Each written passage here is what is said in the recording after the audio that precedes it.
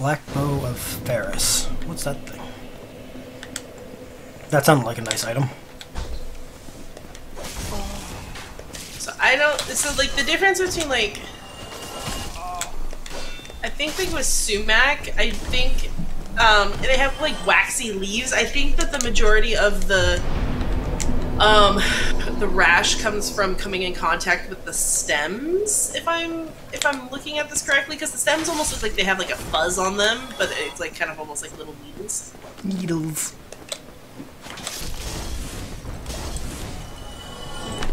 Whoa!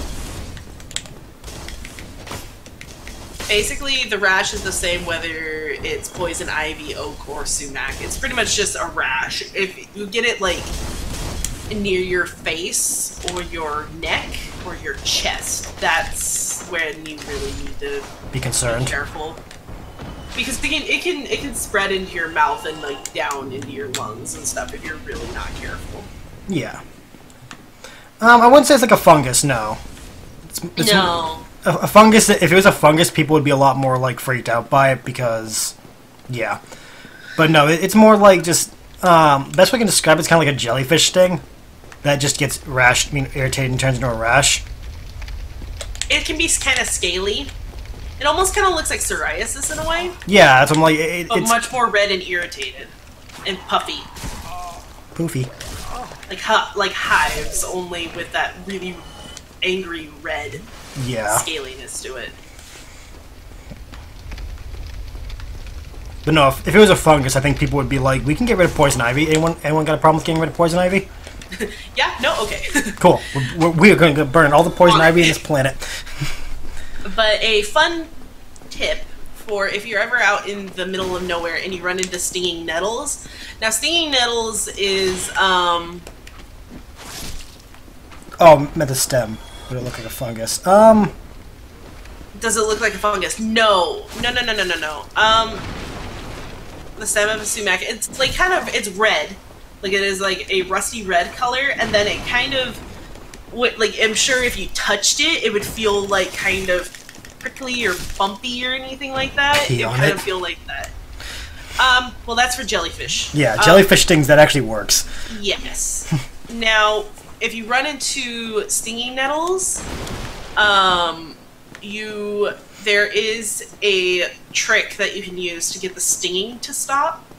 If you find a fern, you know those ferns that have like the red bumps on the bottom? Like the little, like, it almost looks like they're like little braille bumps on the bottom. You take those and you rub it on the rash or over the stinging, and there is a chemical in ferns in those little pods that helps with stinging nettles. It will help dissipate the stinging from the nettles. We learned that a long time ago when we were kids. Because the ferns are so common here, and so are stinging nettles. Should just start calling you like the Witcher because of all the herbology you know. Just dye your hair white, go around killing demons. You can make money off it. I mean, I've been blonde in my life many times. Exactly. So it's not like it'd be a hard thing to imagine. Just going full on white. So a stinging nettle, basically, on the leaves and the stems, they have these little hollow hairs that are like cilia fine that they burrow into your skin and release histamine. So the best way to antihistamines. Yeah, take antihistamines, as well as I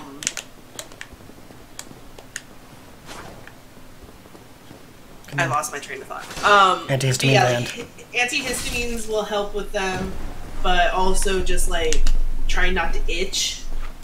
That's always the hardest part for me. Further in. Oh, I was platinum blonde for a long time. Yeah, we're talking about plants and how they fucking hate us. But yeah, because they directly inject histamines into your skin, you'll get hives just like you would, like if you were allergic to grass or something like that, you'll get hives. My friend Kyo's allergic to mowed grass, and they stop breathing if that's in the air. Yeah. It was terrifying to learn that when they were over my house. I'm like, why are you having problems breathing? They're like, oh, don't worry, I'm just allergic to mowed grass. And I'm like, don't be that nonchalant about it. Why are you not breathing? Not a good way to scare your friend. Yeah. Nettle is also completely edible. It has a flavor similar to spinach. I don't like spinach. Kind of like spinach mixed with cucumber. If you eat it, it's very common to be eaten here in the Pacific Northwest because we have so much nettle. You can mix it in tea. You can extract sugar from it, just like many plants. But sugar. you have to make sure to boil it to get all the stinging histamines out of it. That would suck if you did it. To fucking eat it if you are allergic to any type of plants. Like, if you have hay fever, do not fucking eat nettles. So, I'm never eating nettle, pretty much, is what you're saying. I would never eat nettle. No. No, leave me alone, leave me alone. Ah, fuck, fuck. Nope, damn it. They cornered me. A lot of fucking words, too. Kisara. Kisara. Kisara, doesn't that mean, like, so, like, what, like, whatever, pretty much? I think that's what it means. Kesra. Yeah, it's not pretty much like it's pretty much like what pretty much is or whatever. Or like say la vie. Pretty much. Cause I'm like, I've heard a lot of people say that. I just never got the rough translation. I got lost in the woods. Had to like.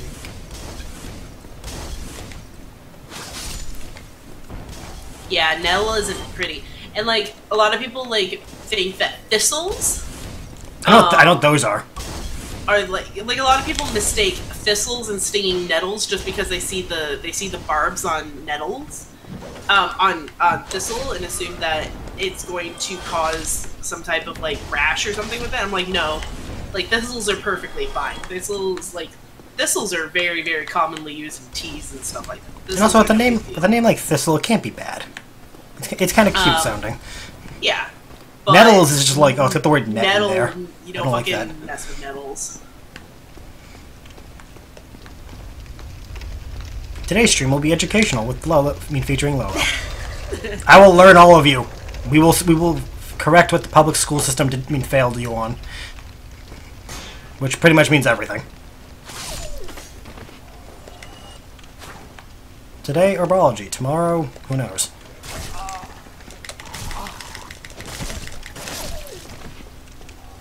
Because of my like education as an interpreter, like I had to start learning to be like knowledge. Basically, well, what we said was be ankle deep in an ocean. Is pretty much what it was. It's like you need to know a little bit about everything. Yeah, that's not a bad thing to be though. It's actually a really smart thing to be. And I mean, like, there are some things that you're allowed to be, like, really deeply knowledgeable about. Like, obviously, I have things that I'm very knowledgeable about, but to interpret just about anything, you know, need to know a little bit about everything so that way you interpret it right. Yeah, because you're not going to know exactly what you're going to be interpreting that day if you're a freelance interpreter. Like, if you're a medical interpreter, you know what you're going to get yourself into, and you need to be deeply knowledgeable about medical stuff. But if you're just a freelance, then you need to know a little bit about everything. Trump support attack, Jesus Christ. Yeah, more or less.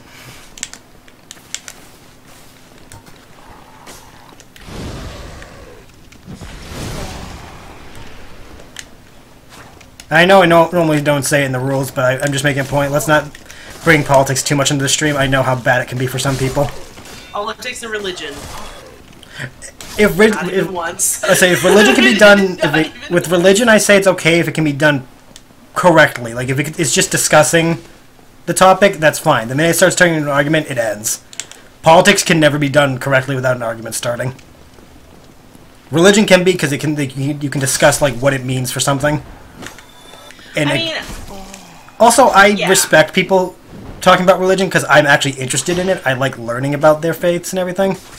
But the minute an argument starts, the topic ends. Well, Well, see, that is also the another thing that I like is that, like, while I'm not a religious person in myself, theology just I love theology. I do love it. It's a very, very great topic to everyone should dive into a little bit.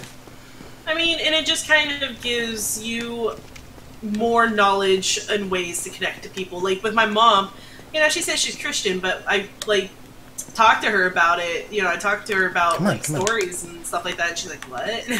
I'm like, "How is it that as me as an atheist knows more about your religion than you do?" I found it's more that we learn it because either A, it's shoved down our throats as children, or what is it? We just get curious and start looking. Yeah, mythology. I put mythology into theology because it was the basis of a lot of religions at one point. Yeah. The argument. When does it become mythology? And when is it still a modern religion, kind of thing? That line is very blurry. Yeah, and I also am very interested in just beliefs in general, whether they're mythological, religion-based, superstition-based. You know, like folk tales and stuff All like of it's that. interesting. I'm just very interested in beliefs of any kind, and like especially the ones that last as long as they have. Holy shit! Yeah, I'm interested in theories, like any kind of theory. Like I love like cryptozoology. It interests me greatly. You'd be a good hunter.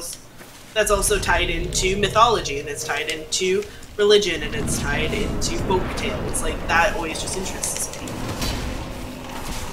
Come on, go, go, go, go, go, go, go. Historical context of the Bible class. I mean, I like mythology. I literally have a god and goddesses of Greek mythology family tree above my computer. I love the Greek and Roman and Egyptian and Norse mythology the most. I don't know why. It was just always more interesting to me. Yeah, I like Norse. Norse is good. I like the Norse because somehow they said that Loki was able to birth a six-legged horse. Yeah. And it's just like, wait, what? Zeus birthed Athena from his forehead. I mean, like... Well, that's one humanoid birthing another humanoid, though. Yeah, that is valid. Whereas with Loki, it's like, nope, I birthed a six-legged horse that my dad's always riding into battle before I was even around. We're just gonna throw logic right up the window with us. Remember, you can always drop attack as well. I just did that on him because that was a smart. Wow! Oh shit! Oh shit! Oh shit! Fuck! Fuck! Fuck! Fuck! No! Oh, that was a good roll. Good roll. Good roll. Up the stairs. Up the stairs. Just keep. Oh shit! Back up. No! Roll. Damn it! I didn't realize the thing was there. Nope. I don't need that. I don't need that either. I need. Yeah, give me that. Oh shit! You missed me. I didn't realize you were gonna miss.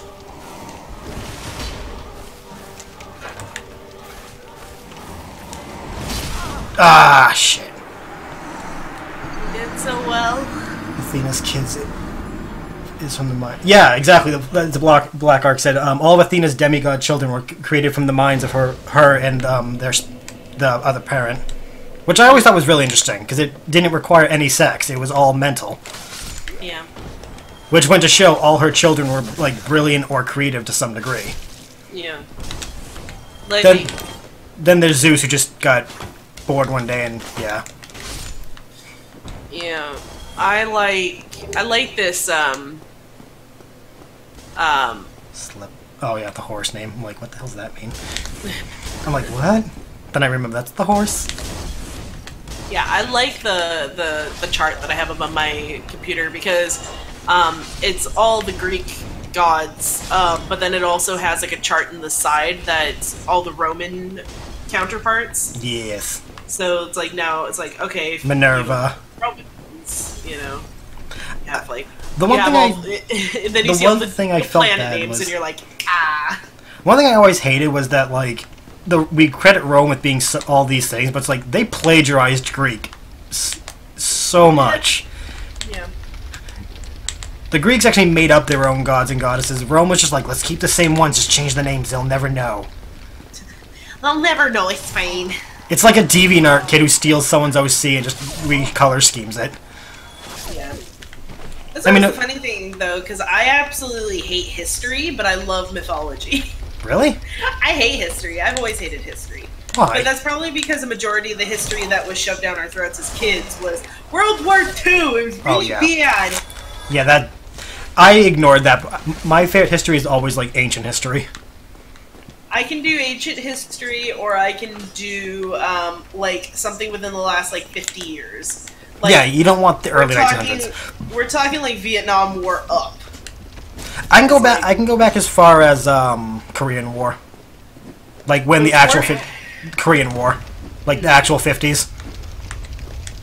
Just because that's when like societally, I can actually talk. We started like fucking our own shit up. Yeah, I can't. Like it's like that's what I loved about my grade school was that history was the history of our region. It was we didn't have that. The history of the Pacific Northwest, and it was the history of the Native Americans and stuff like that. We didn't focus... Like, we learned about Lewis and Clark, but we learned about the history of the people who were here before us white folk, which is what lucky I you. I didn't get that. Yeah. I got the typical colonial shit that we all had to learn, because... Look I was one of the original colonies. I had to learn all that crap. Yeah, you're in fucking New England, and I'm in the Pacific Northwest. Yeah, I had to learn all about the Tea Party like 12 times in a row. Don't get me wrong, I think it was that and the massacre was cool because we threw snowballs at the British and they couldn't handle it. I think my middle school was actually pretty awesome, where they taught us like world history instead of U.S. history, which I preferred was world history. But then when I got to high school, it was all the U.S., every war we've been involved in except for Vietnam, because we don't talk about Vietnam. And it was all about World War II, World War I, and the Civil War. And I didn't even get the World War I. We bypassed that one all the time. We got World War II because we can't talk about World War I.